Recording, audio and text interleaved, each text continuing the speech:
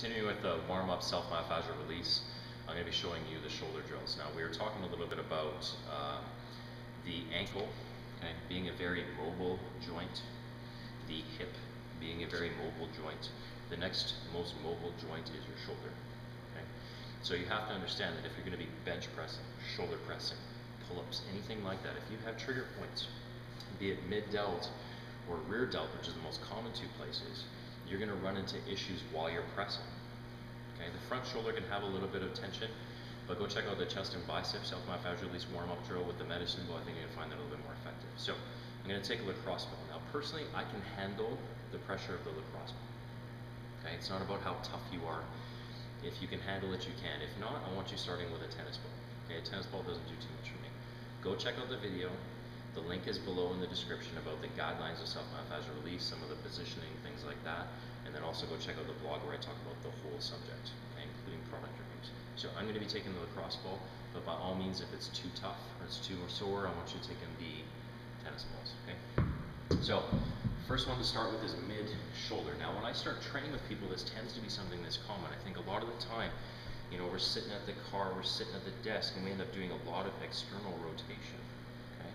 So what ends up happening, we start building trigger points when it comes to the bottom of the delt as it runs into the bicep area, okay, or mid-arm area. And so what happens is you lose range of motion, which is incredibly important. So I'm going to be starting this side of my delt here, where it connects down on the humerus. And what I'm going to do, again, I'm not rolling with a lot of pressure. I also personally find that if I bend my arm 90 degrees, it's a little bit better. Now, being that the shoulder fibers, right now in the position I'm in, are running vertical, I am going to be running vertical. Okay, so I'm going to be putting some pressure vertical. I'm just scanning right now, okay?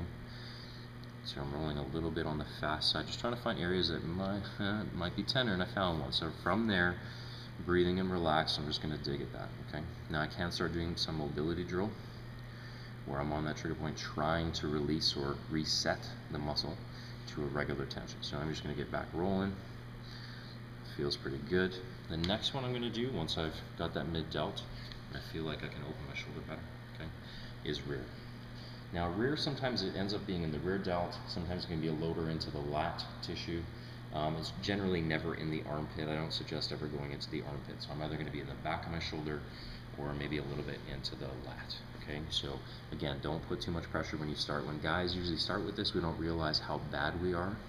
Be really gentle. So I want that elbow up on the shoulder, okay, and exposes and stretches the lat a little bit. I'm going to roll. Again, I'm just scanning. Okay, I'm just scanning. So I found a trigger point, and I'm just going to do little bits of digging. Okay, I still need to stay relaxed. I still need to breathe. I'll go blue in the face. Okay, and I'm going to roll around, see if I can find some more, find one in the lat. You know.